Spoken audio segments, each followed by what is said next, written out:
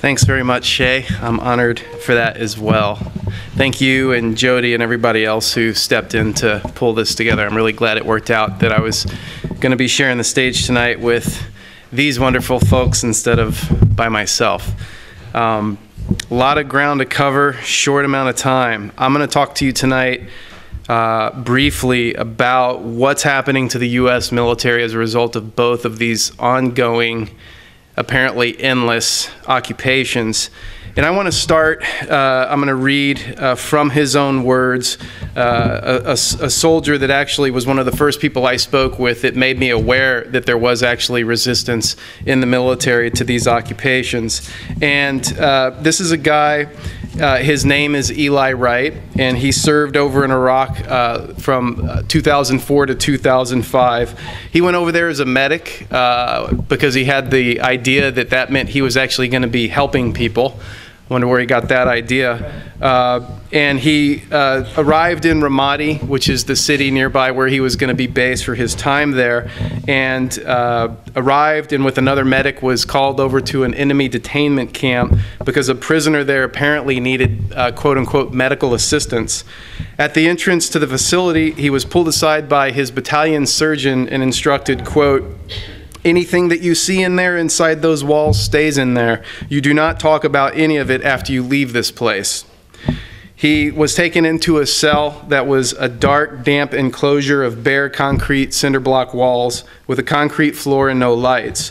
I quote him now at length for his experience there.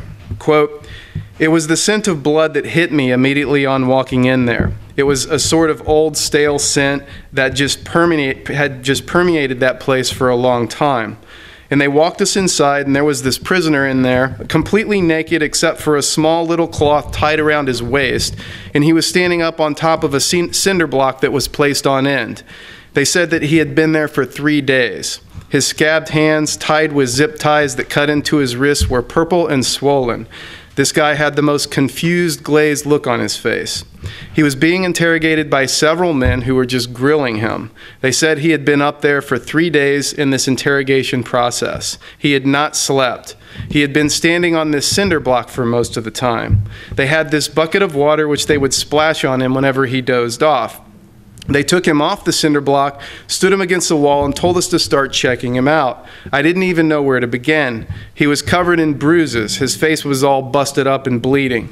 This other medic started to check him out. Our task was more or less to see if the guy was stable, to ascertain if he was in any condition to continue his interrogation.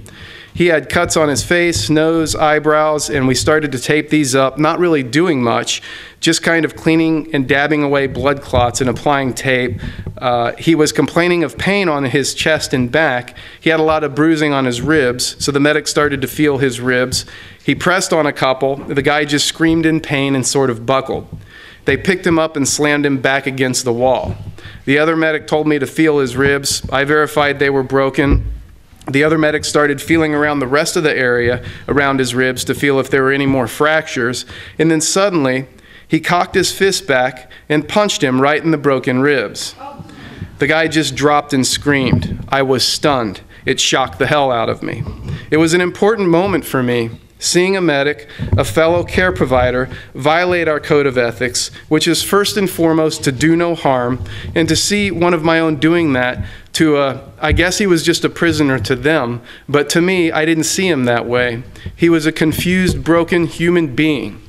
And to see a medic do that to him, I don't know, I think it just kind of destroyed my perception of us doing anything good there for these people. That's when I realized that we weren't there to help anybody. Nothing that we could do would be good. After that point, I didn't feel like there was any further good I could do for those people. That was my first night there. These are the types of stories that Major Nadal Hassan at Fort Hood was hearing when he was working at Walter Reed Medical Hospital in Washington, D.C., day after day, week after week, month after month, from soldiers returning from Iraq and Afghanistan that had their legs and arms blown off, sometimes their faces horribly disfigured, hearing story after story after story just like this. Now, this certainly played a factor in what happened at Fort Hood last Thursday. It's called secondary trauma. Now, we don't know if he really does have any kind of links to any outside organization. We don't know. We may never know the real truth of this, but no matter what the case may be, this man was clearly traumatized, getting secondary trauma from giving counseling months on end. His family has talked about him being overstressed, a huge workload that just kept increasing, and him being devastated by these stories, and in the process becoming terrified of being deployed to one or the other of these occupations. Of course, just before last Thursday was when he had received word that he would be deploying to Afghanistan within less than a 6-week time period. So Fort Hood is actually a really good example, and I'm going to use this to go into a brief overview of the breakdown that's happened in the military as a result of one 8-year occupation, and the clock is ticking, and another 6-year occupation with a ticking clock as well. Fort Hood, even before Thursday, September a year ago at Fort Hood, another soldier killed a soldier, probably because of PTSD, untreated PTSD, other frustrations, and he bottled it up, and it came out in the form of him taking the life of another soldier. We didn't hear about that one because the soldier that was that killed the other soldier, the shooter in this case, was white and a Christian, so we didn't hear about that one. But Fort Hood's also important because being the largest military base in the U.S. and the most heavily deployed, it's a really good example of the stress in the military and then how that's coming out amongst people there. And I want to talk about suicides. Fort Hood, from the January 1st of this year until the end of this July. This July is the most recent month we have on this statistic. In those months, Fort Hood is averaging 10 suicides at that base alone every single month. More than 10. It's actually 75 by the end of July. That's why in 2007, the Army set a record for the most suicides it's ever had. Surpassed in 2008 by another record of the most suicides it had ever had. 2008 was also a record year of suicides for the Marine Corps. In 2009, we are right on track to easily set another record of suicides in the Army. When people come back home from these occupations, this is another factor. I'm laying the context of why there is dissent in the military. And believe me, none of this information is lost to most people in the military today. When they come back home, the average wait a soldier has once they discharge from the military to get treatment at the VA is 6 months.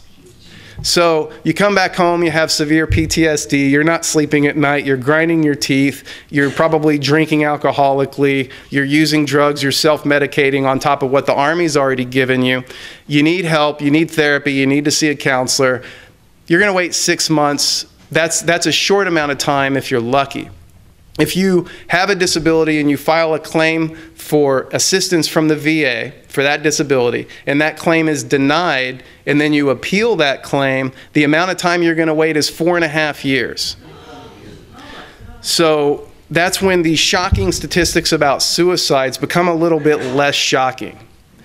I was talking to a guy this morning at Fort Hood. Last night, another attempted suicide. This is business as usual in the U.S. military today, and is a direct result of this failed policy of illegally occupying both of these countries indefinitely for basically natural resources or the pipelines for natural resources. So we have, as a result of these things, among many, many others that I'll go into in my longer talks, but this is just a small tip of the iceberg of the type of breakdown that's happening in the military. I'm talking about to people these days that have been deployed 4 times, 5 times, 6 times, 7 times. They're not getting the time in between deployments they need. Needless to say that it's basically inhuman to deploy someone that many times into combat.